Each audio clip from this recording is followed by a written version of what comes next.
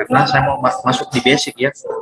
Kalau kemarin mungkin Pak Erwin ya, saya juga materi pertama ya, materi kedua itu terkait dengan hewan coba. Jadi perlakuannya itu sudah cukup ya, saya rasa sudah cukup ya. Mungkin yang sekarang itu lebih ke arah perhitungan obat ya, kemudian bagaimana perlakuan sama pengambilannya ya.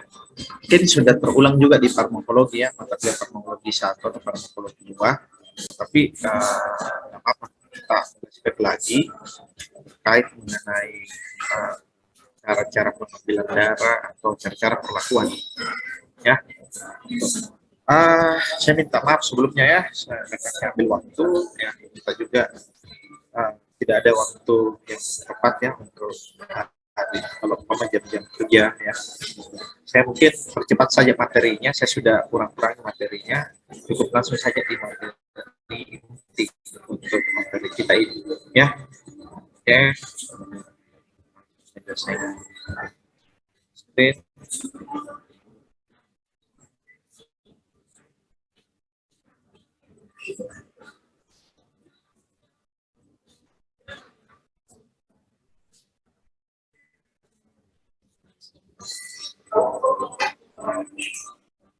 Pak, kelihatan? Terlihat, Pak. Terima kasih. Ya, sebelumnya ini ya, saya minta maaf, saya alat nulis ya di PowerPoint yang biasa saya buat itu saya lupa ya, jadi saya mungkin nanti untuk perhitungan dosis atau perhitungan obatnya nanti teman-teman siapkan kertas ya, kertasnya saya kasih soal, kertas sama pulpen, nanti kita coba-coba nulis-nulis lah sedikit, apakah bisa teman-teman paham atau tidak. Oke, ya langsung saja. Pertama mengenai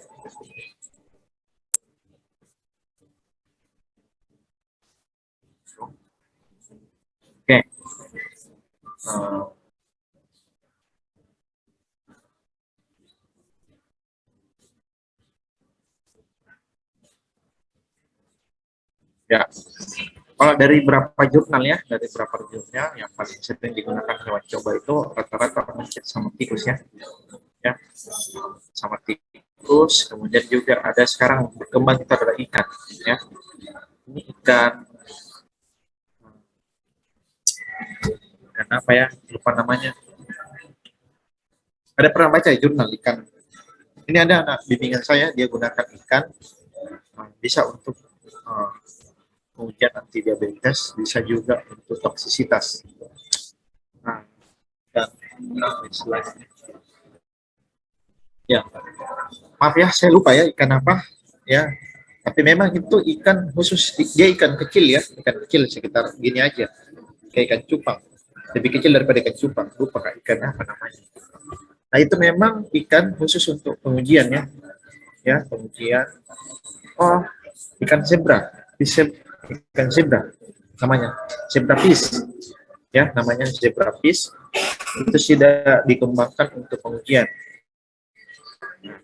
Hanya saja karena saya punya anak bimbingan itu baru pertama kali kita lakukan di farmasi, itu agak ribet ya untuk penanganannya, khususnya perkembangbiakannya ya,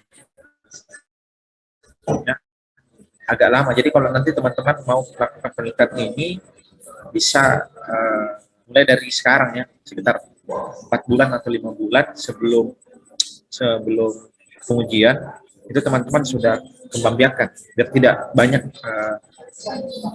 biaya yang dikeluarkan. Jadi namanya zebra fish ya. Setahu saya itu bisa digunakan untuk pengujian anti diabetes, kemudian pengujian toksisitas ya. Nah, jadi masih terbatas ya, masih terbatas untuk pengujiannya. Sedangkan memang yang paling besar itu adalah mencit sama tikus ya. Bahkan ya teman-teman, mungkin teman-teman jangan kaget ya, saya sampaikan bahwa kalau kita pengadaan di fakultas itu bisa sampai 100 juta ya. 100 juta saja untuk kita beli tikus. Jadi tikus itu kita datangkan dari Bogor ya, dari IPB. Kadang juga kita beli di ITB, kadang juga kita beli dari GM.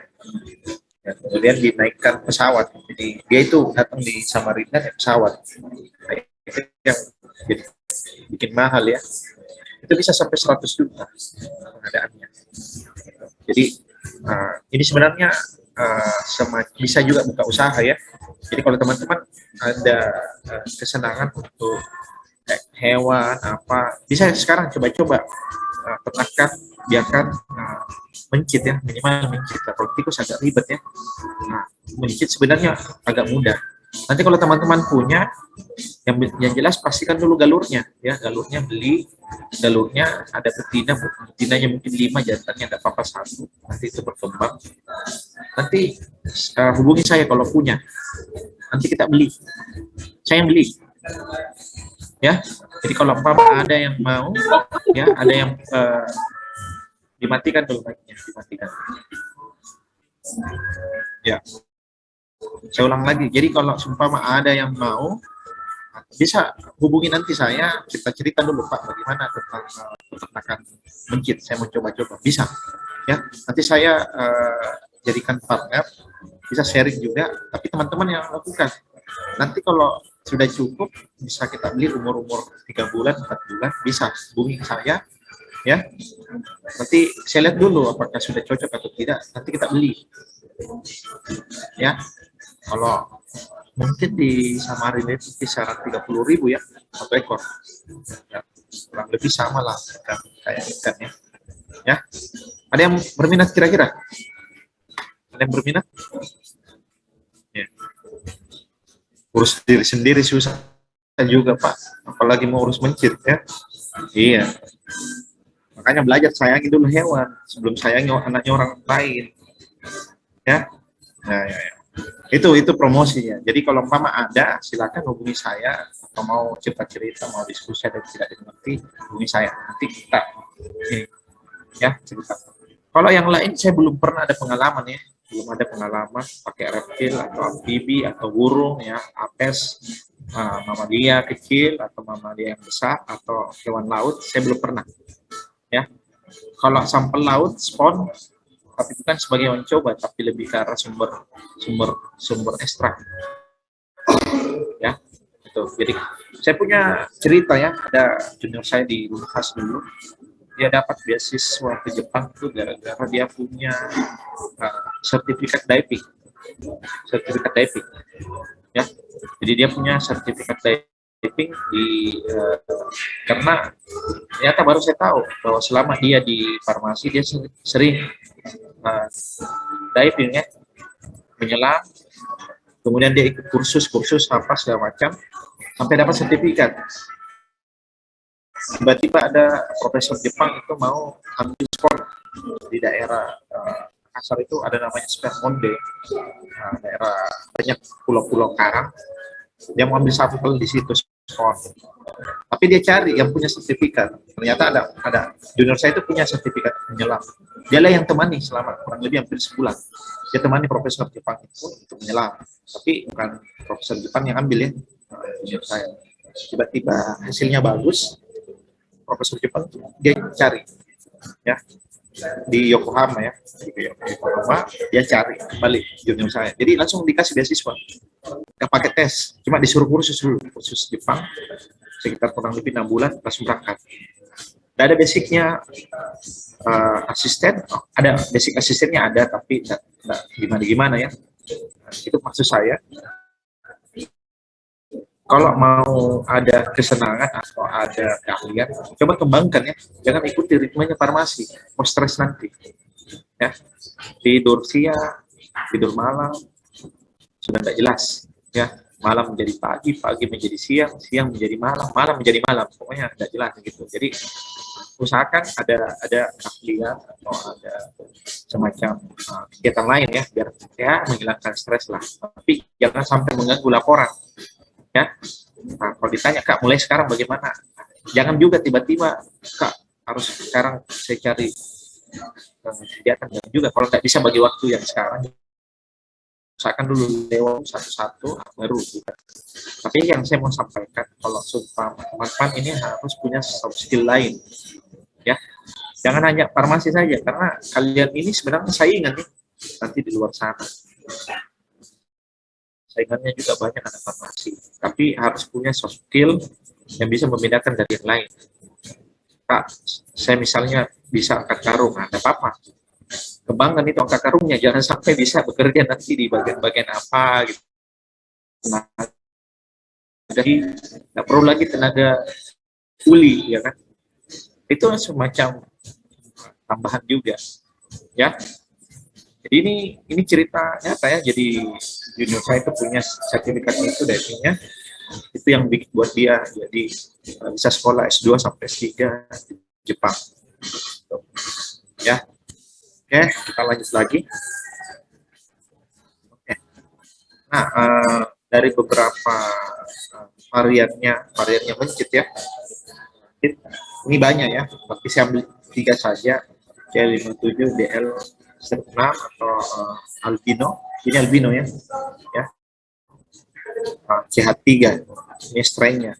Kalau yang di rumah itu enggak masuk ya, bukan itu yang kita masuk ya, di rumah yang hitam itu ya, yang si hitam itu enggak masuk, itu bukan hewan coba itu, tapi hewan coba yang kita maksud di tikus ini atau di masjid itu yang sudah disesuaikan dengan terutama tikus itu sudah disesuaikan dengan tujuan kita ya. Jadi ada orang punya penelitian itu mengembangkan hewan coba yang khusus penelitian tertentu ya. Jadi kalau biasanya kita itu kalau anti diabetes biasanya kita rusakin dulu pankreasnya ya, rusak baru kita kasih obat. Tapi ada orang punya penelitian itu dia kembangkan hewan coba yang dari awal dari lahir dia sudah diabetes, jadi tidak perlu lagi kita induksi. Ada. Nah, seperti ini ya teman-teman. Jadi kalau teman-teman mau tentang psiko ya, uji psiko pembandingnya, ini teman-teman pakai C5 7 BL6 karena dia lebih respon terhadap diazepam. Ini, jangan pakai yang lain. Ya, kayak gini. Ya. Kalau teman-teman mau pengujian tentang luka ya, tentang luka, tetapi lukanya itu bohong terhadap mikroba, berarti teman-teman pakai albino ya, karena tidak mempan dia tidak mempan dengan salmonella. Jadi lukanya itu betul-betul luka yang tidak ada pengaruh dari mikroba, karena kalau ada pengaruhnya kan otomatis beda-beda setiap hewan coba kegiatannya. Dipahami? Ya, ini ada 3 ya contohnya ya. Nah, kemudian kalau mau glukosa anti diabetes sebenarnya yang pakai CA3 ya, karena dia sudah rusak. Ini contohnya dia glukosa tolerance. Jadi glukosanya itu dia sudah tidak berjalan normal, jadi tidak perlu lagi kita induksi. Jadi yang saya mau sampaikan bahwa hewan coba itu jenisnya ada, kita sesuaikan dengan pengujian yang kita inginkan. Oke, bisa? Ini contoh-contoh sepintas saja. Dalam pengujian in vivo itu sering ada namanya kita amati organ. Jadi kalau teman-teman sudah perlakuan, kemudian ditunggu berapa hari perlakuan, nanti kita mau lihat organnya. Misalnya kayak begini, paracetamol, kerusakan hati. Jadi kalau teman-teman konsumsi paracetamol 2 minggu berturut-turut, itu sudah ada laporannya akan terserang hepatita hati. Ya. Jadi kalau darah kita diambil, kalau SGPT, SGOT-nya itu dalam darah tinggi, itu SGPT, SGOT apa? Itu adalah enzim hati. Jadi kalau lagi hati kita ini lagi tidak bagus kesehatannya, maksud saya hati fisik ya, bukan perasaan di sini ya. Maaf ini yang ada masalah hatinya dengan seseorang, bukan saya singgung ya, saya tidak singgung di sini. Yang saya maksud di sini adalah hati yang ini, ya. Ya, jadi kalau kita konsumsi paracetamol 2 minggu itu bisa hepat kita rusak. Begitu juga dengan mencit atau tikus, hewan coba.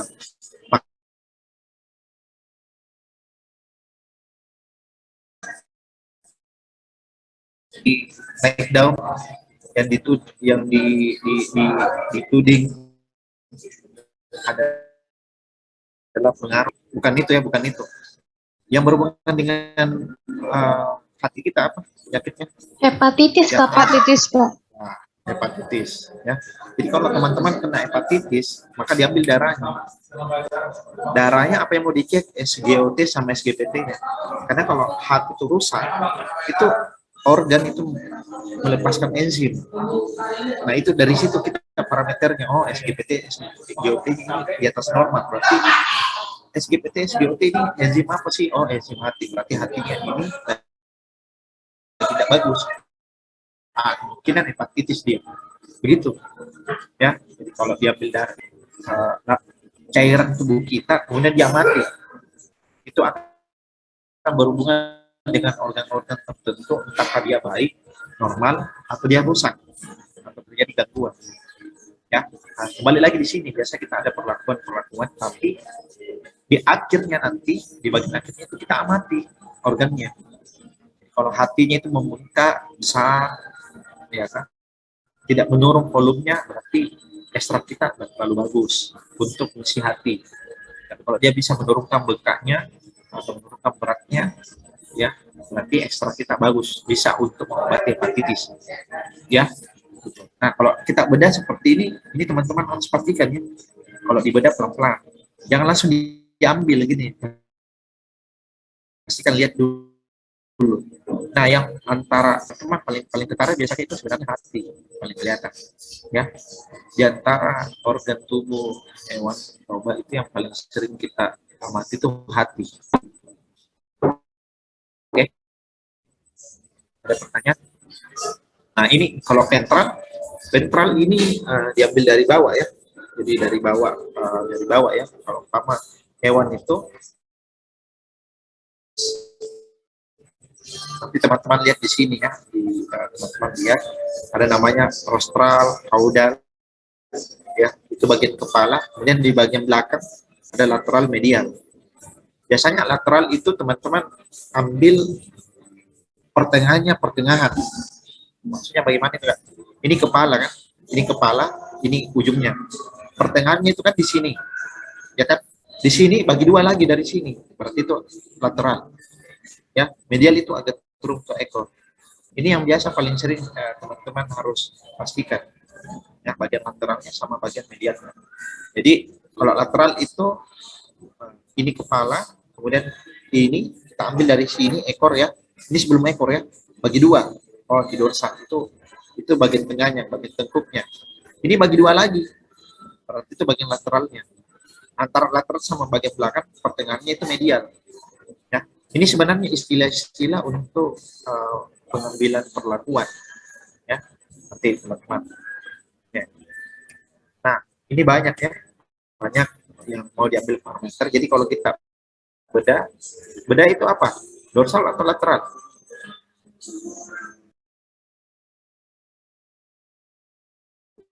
Dorsal ya. Ya, paham ya? Dorsal. Jadi hewan coba tikus dibalik bagian dorsal. Nah, itu teman-teman kalau sudah beda begini, ingatnya pastikan mati baru kita beda ya. Ya.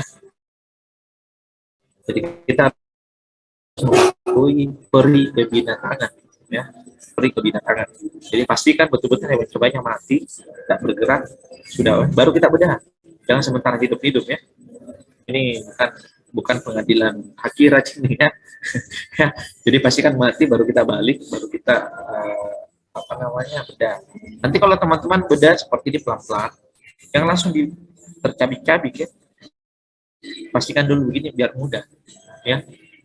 Jadi paling gampang itu ya, hati itu selalu saya jadi teman-teman lihat itu biasanya berdekatan hati itu teman-teman lihat kelihatan tidak sebelah kanannya ya, sebelah kanannya ada tidak bagian tertentu ya. Biasanya di dekatnya hati itu ada paru-paru ya, yang tadi yang seperti contoh yang ini ya. Itu dibaliknya ya, dibalik dari hati itu ya. Jadi teman-teman lihat. Oke, lanjut saja dulu. Kemudian ada perut ya. Kalau perut itu paling besar di sini, dia memanjang. Dia memanjang. Nah, kalau perut itu kita ambil, dia langsung bersamaan dengan usus ya, usus. Tapi kalau mencit itu jarang kita lihat usus ya. Kemudian juga apa namanya, tikus juga jarang. Biasanya penelitian ini penelitian bioakuabilitas ya, bioakuabilitas ya,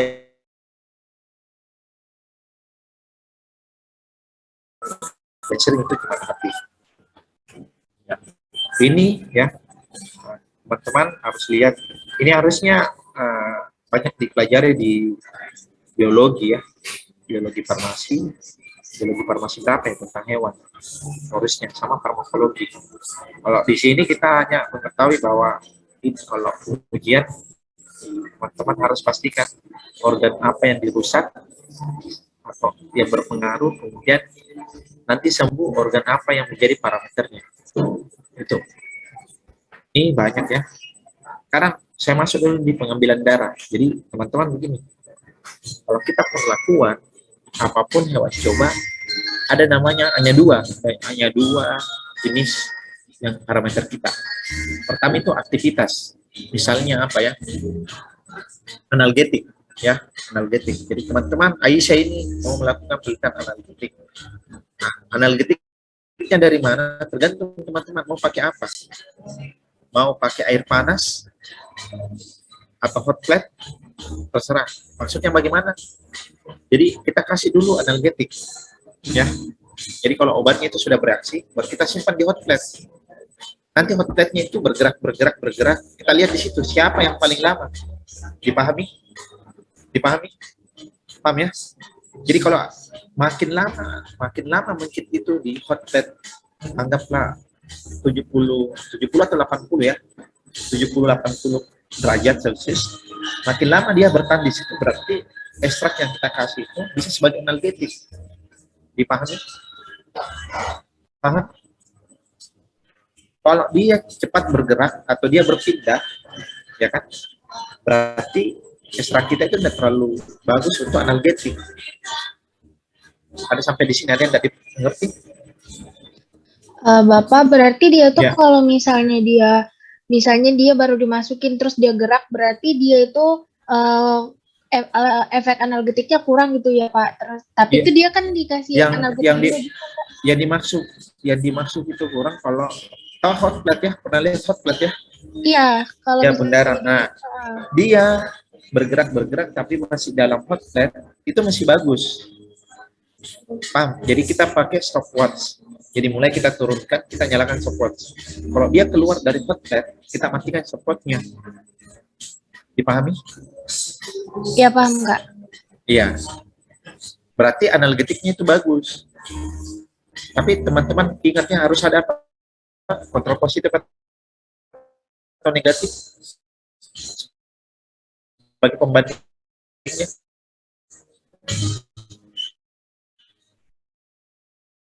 Negatif. Dan positifnya negatif ya, tidak diberikan apa-apa. Jadi bisa kemudian ekstra, Leoni pakai mencit, tidak diberikan apa-apa, cuma pakan sama air. Apa istilahnya itu, pemberian apa? Pakan air setiap 8 jam, 6 jam, ad libitum ya. Itu istilahnya ad libitum ya.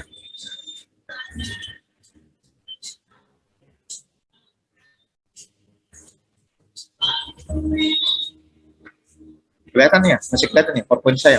Kelihatan ya? Kelihatan Kak. Ya.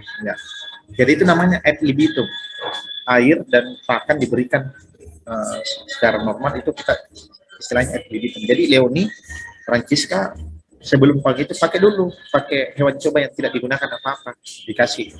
Oh ternyata dia bertahan selama 12 anggaplah 30 detik. Ini tidak diberikan apa-apa ya. Nah, sekarang kalau kita beri ekstrak atau obat, kemudian dia bertahan sampai 2 menit, artinya apa? Ekstrak itu sebagai analgetik, karena dia bisa lebih lama daripada normalnya. Dipahami?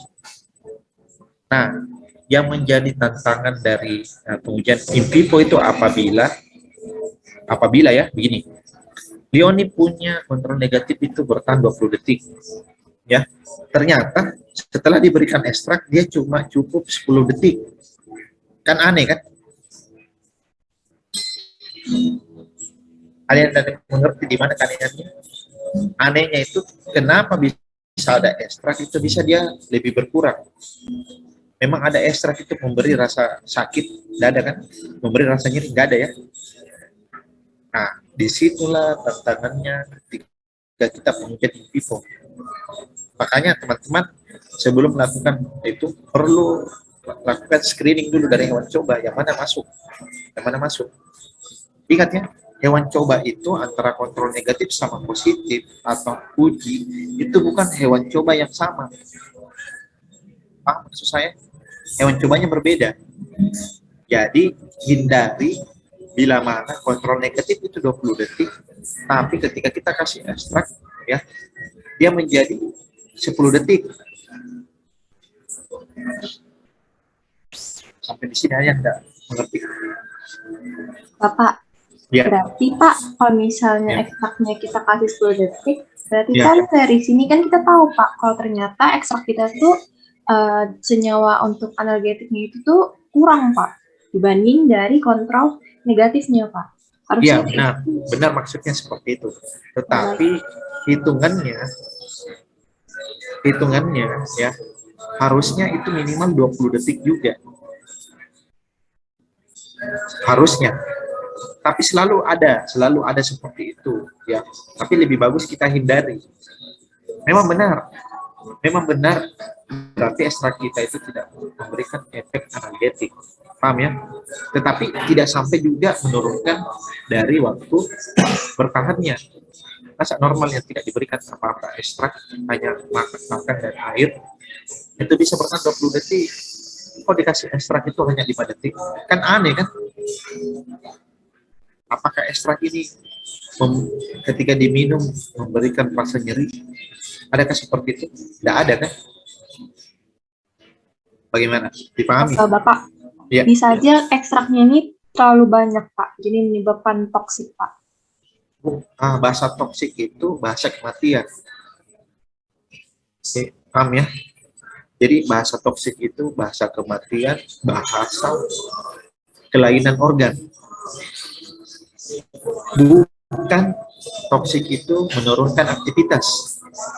Ya, jadi jangan membahasakan menurunkan aktivitas itu yang toksik, bukan, tidak ada hubungannya.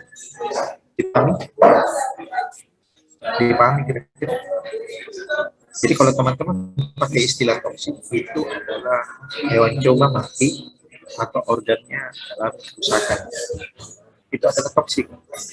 Tapi kalau teman-teman punya ekstrak kemudian menurunkan aktivitas, itu bukan toksik. Dipahami? Ada yang enggak? Paham Pak. Jadi dalam kasus itu tidak ada bahasa toksiknya.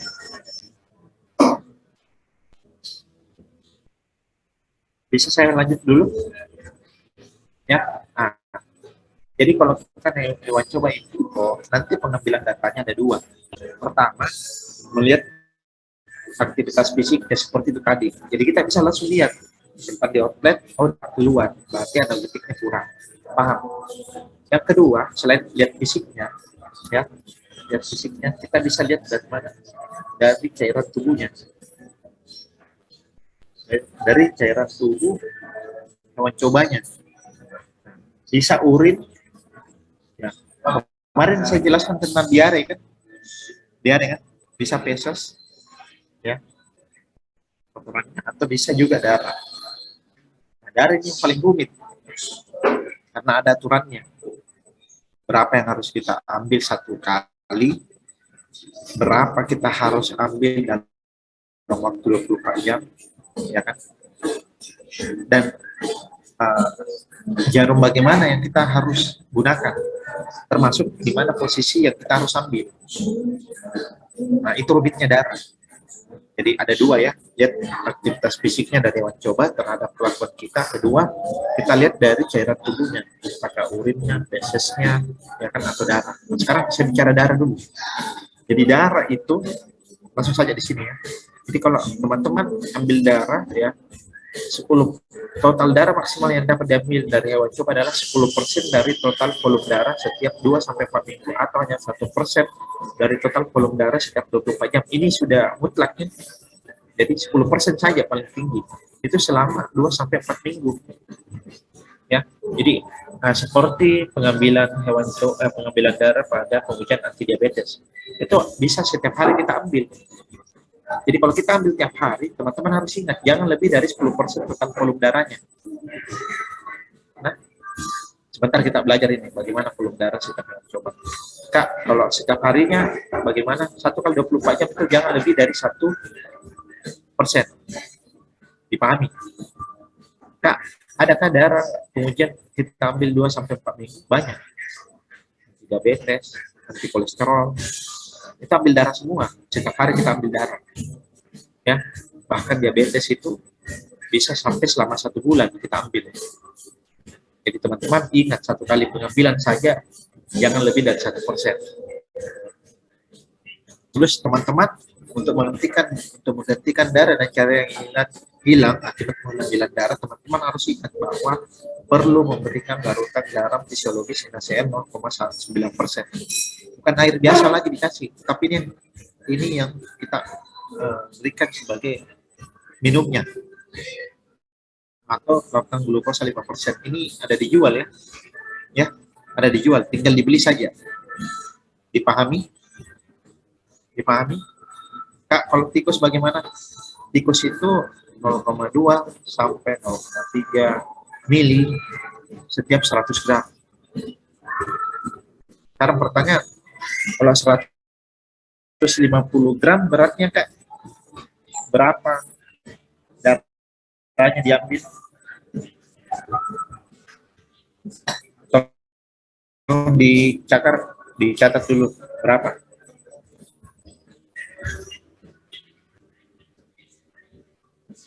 Kalau 150 gram.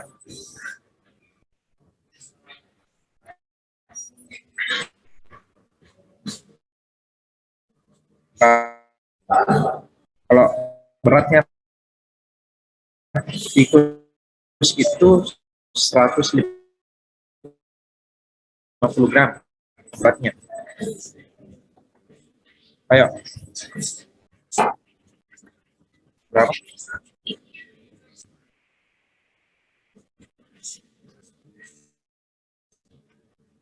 Kalau saya hitung sekitar 0,3 sampai 0,45 Kak.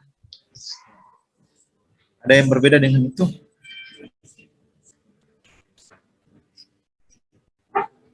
Jadi kalau 100 itu kan 0,2 sampai 0,3 ya kan?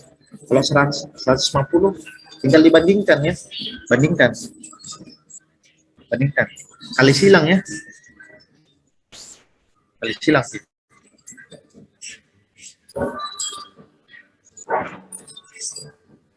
Oke, sudah ya? Ya, paham ya? Oke. Jadi ini jangan menganggap bahwa kalau 100 itu ini, tapi timbang dulu berat badannya tikusmu, baru tahu berapa paling banyak bisa kita suntikan. Jadi ambil patokannya 0,3 ya. Ambil patokannya 0,3. Jadi kalau 200 gram berapa? Maksimal berapa?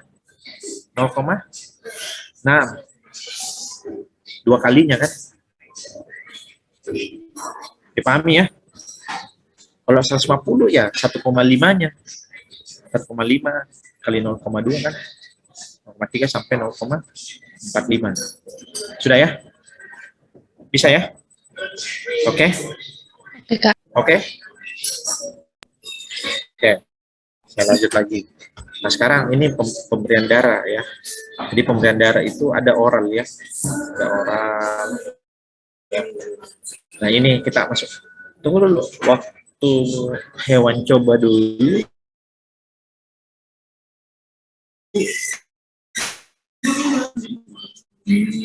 angkatannya kalian ya yang saya suruh pegang hewan ya. Waktu mata kuliah apa ya? Oh belum ya, belum ya. Jadi ingat ya, misalnya kalau semester depan kita pengujian hewan coba, ya, yang tidak bisa pegang tikus mencit, hari itu langsung pulang alfa ya. Jadi belajar memang pegang tikus hitam, ya, belajar memang ya, jangan, beda kalau tikus hitam itu liar ya. Jadi saya sampaikan memang dari sekarang, ya, kalau ada yang tidak bisa pegang tikus dan mencit, pada saat nanti praktikum, saya langsung pulangkan. Oke, ya. Nah, terus teman-teman bisa lihat bahwa kalau bikin kalau kita perlakuan itu oral kan lewat mulut ya. Semua perlakuan itu kita berikan lewat oral. Kebanyakan ya.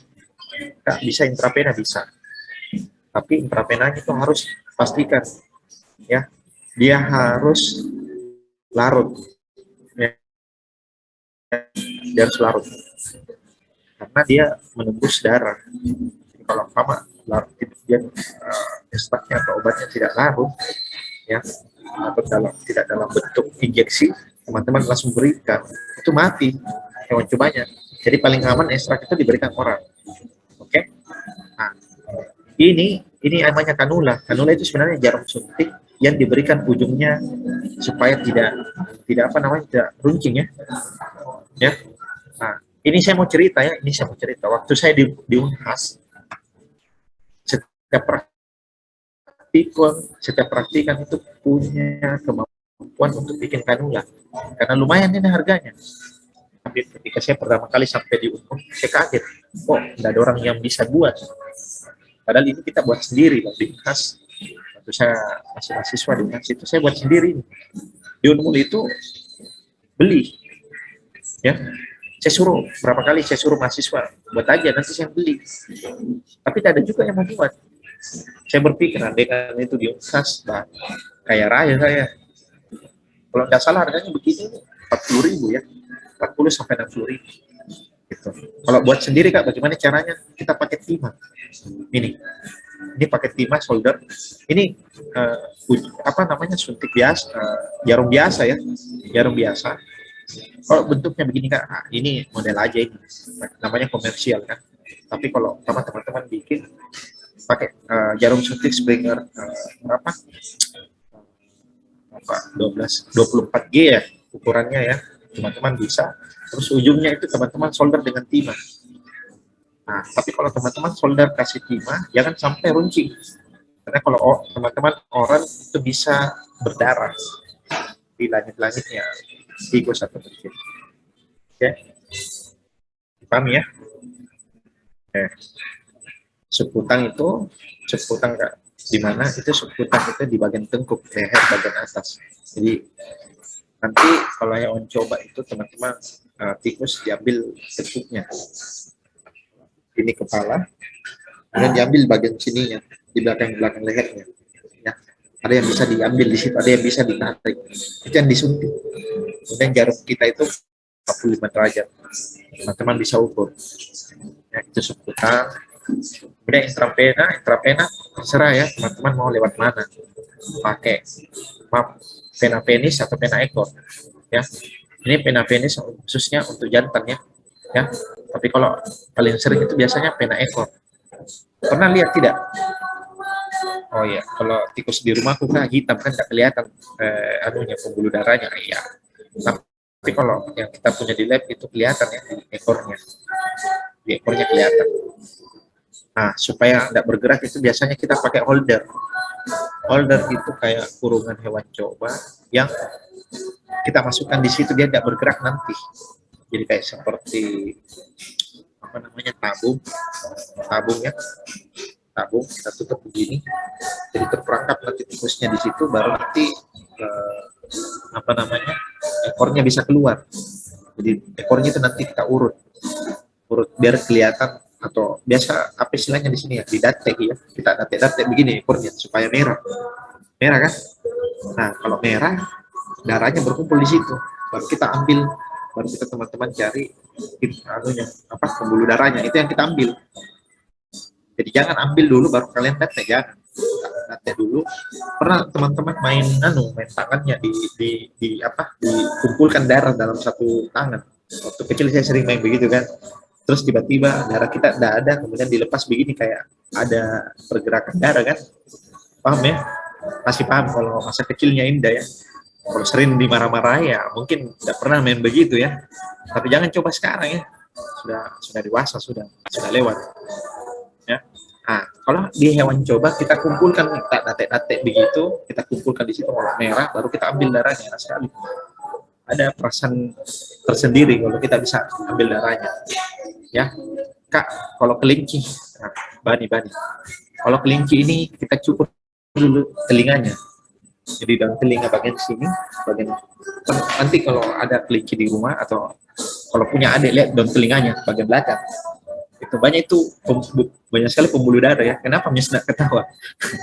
Pengalaman kayaknya Misna ini. Nah, Misna kalau ada adekmu, ya kan, kau lihat belakangnya di sini, ambil senter, kau lihat banyak itu pembuluh darah ini di sini banyak.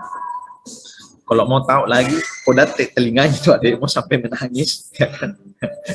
Ya, nanti itu berkumpul jadi merah kan, merah telinganya. Kau ambil di situ langsung darah. Masa jangan di adekmu, di kelinci. Tapi kalau kelinci itu harus dicukur dulu karena bulu-bulunya itu mengganggu ya, bulu-bulunya. Jadi kita cukur. Ika kasihannya, iya kasihan. Mau apa lagi? Untung kita bukan jadi kelinci ya. Kalau kita jadi kelinci ya terpaksa saya ngambil darahmu. Ya, jadi kita cukur itu telinganya. Kita cukur kayak rambutnya Dewantara ini. Jadi rambutnya panjang di sini kan, di sini kosong kan. Begitu juga. Kita cukur dulu. Nah, baru datik telinganya, ya sambil minta maaf ya sama kelinci ya. Nah, baru lihat pembuluh darahnya, nah, langsung kita ambil. Enak sekali. Enak, pokoknya. Gitu. Tapi ingat ya, berapa tadi? 0,2 sampai 0,3 setiap 100 gram. Jangan lebih. Sesuaikan dengan ukurannya. Nah, kemudian peritoneal itu di atas pahanya. Ibaratnya itu kayak seperti pusatnya kita, tapi nggak di tengah, ya. Sesuai dengan gambarnya di sini, agak-agak ke pinggir. Ya, jangan langsung pegang pusarnya ya. Jadi maksud saya ini kakinya hampir pertengahan, kurang lebih hampir pertengahan begitu, tapi di tengah agak turun sedikit, baru kita ambil sini. Ini dibilang intraperitoneal, ya. Intraperitoneal ini pasti mati, ya, pasti mati, gitu. Kalau ada yang tidak mati lebih hebat lagi, ya. Normalnya mati, ya. Oke. Nah, ini saya hanya menjelaskan saja pengalaman saya ya. Intramuskular. Jadi Kak, apa yang dipelajari nih? Yang dipelajari ini cara pengambilan darahnya. Ya. Jadi ingat tadi kan kita bisa amati darah dari aktivitasnya. Jadi teman-teman harus tahu bahwa di mana darah yang harus kita ambil. Gitu. Nah, intramuskular itu otot paha. Jadi kalau teman-teman pegang pahanya, ya kan, di bagian belakangnya paha kita. Nah, di situ banyak bisa ditarik ya, banyak bisa otot-ototnya itu yang biasa varises ada kelihatan, bukan di betisnya tapi pembuluh darah yang di paha itu yang kita ambil di jaringan ototnya. Jangan terlalu dalam dan jangan sampai menyentuh bagian tulang paha. Nah, kalau menyentuh itu sudah mau tembus itu. Kalau sudah mau tembus jadi sate, ya, jadi sate muskular nanti ya, bukan intramuskular tapi sate muskular. Ingat, intra itu di dalam, di dalam, bukan tembus ya. Dan sampai terlalu teman-teman bersemangat sampai tulang, belok sedikit tembus, nah, itu masih di dalam. Nah, sekarang kita mulai masuk perhitungan ya, masuk perhitungan. Jadi teman-teman lihat ya, bahwa setiap percobaan volume itu, ini injeksi ya, cerita injeksi ya. Pemberian maksimal injeksi ya, injeksi kita. Ada oral, subkutan, intravenous, peritoneal. Jadi berat badannya itu teman-teman sesuaikan ya. Ini dalam mili ya, dalam mili ya, ya dalam mili. Lebih tepatnya ini. Ya, ini teman-teman bisa lihat. Ya. Jadi 20 sampai 30 teman-teman, misalnya ini 20 sampai 30 0,5 ya. Jadi pertanyaan kalau 50 berapa? Kalikan saja dengan ininya. Dipahami? Dipahami ya? Bandingkan gitu. Ya.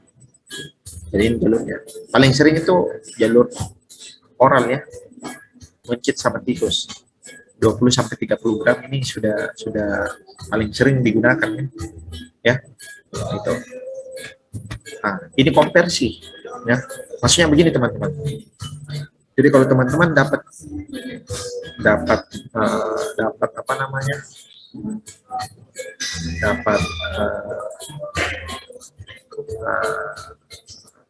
dosis ya, dapat dosis. Kemudian dosisnya itu apa namanya? Dosisnya itu teman-teman kan selama ini dosis obat itu dari manusia ya, paham ya, dari manusia kan. Nah teman-teman lihat konversinya dari manusia ke mencit itu berapa. Oh manusia ke mencit 0,0026, ini konversinya. Jadi kalau paracetamol kita konsumsi itu dalam sekali kan 500 mg, paham ya, Arpiani paham ya, yang lain Dewantara paham. Nah, Kak, saya mau kasih mencit. Masa mau kasih 500 mg? Nggak mungkin kan?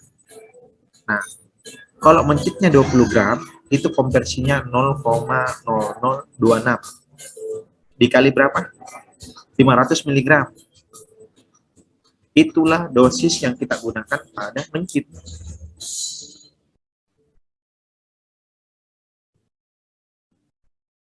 Ada yang tidak mengerti?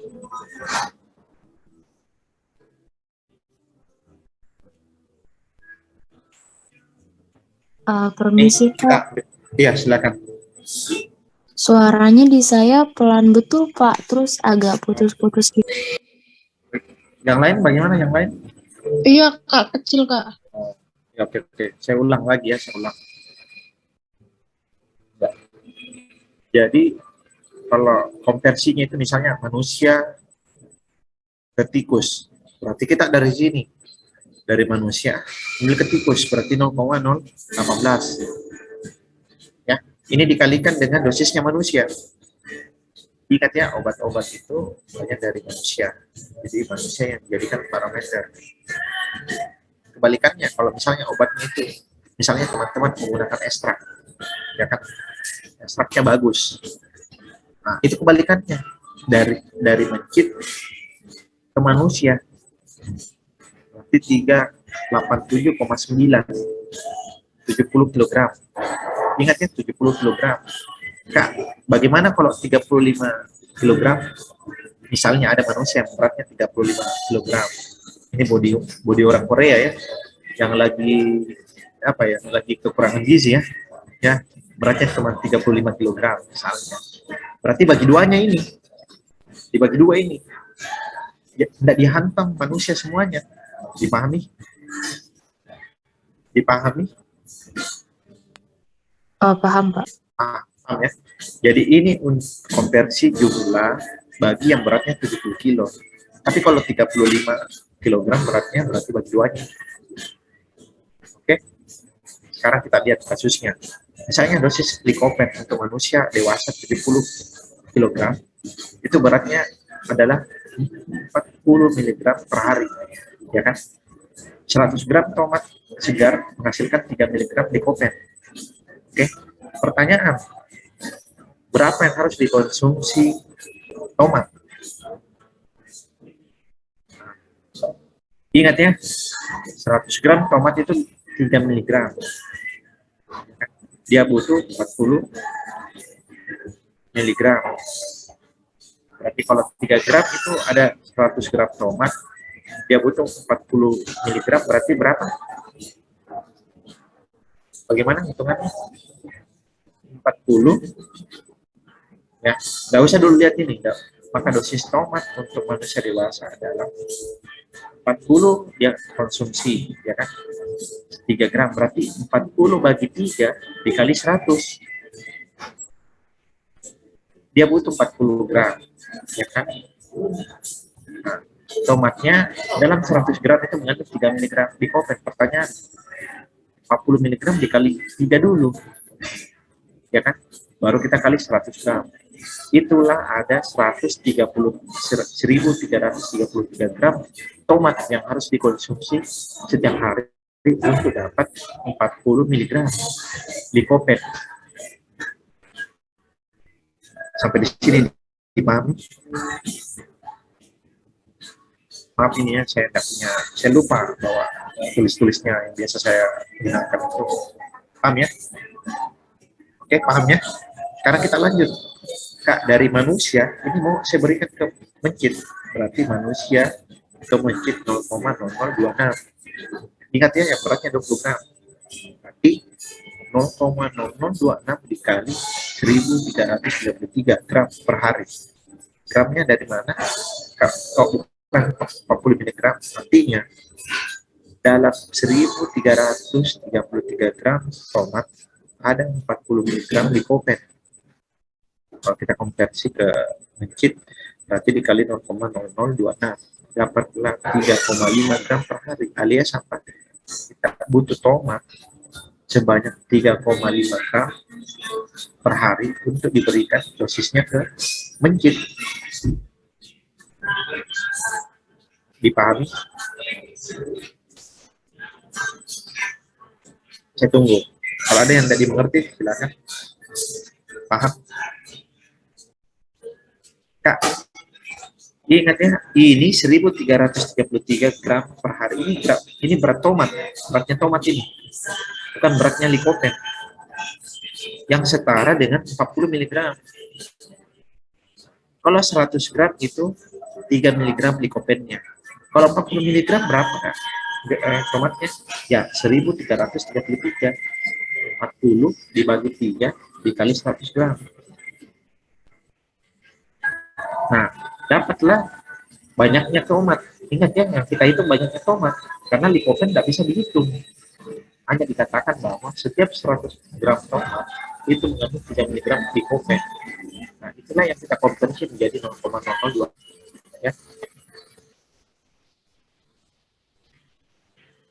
Oke.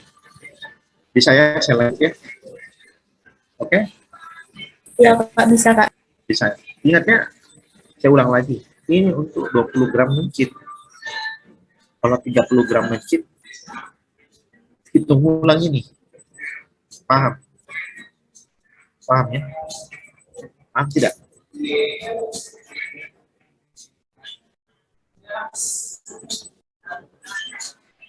Paham tidak? Saya cari dulu. Ya, saya cari dulu satu orang. Saya kalau nggak paham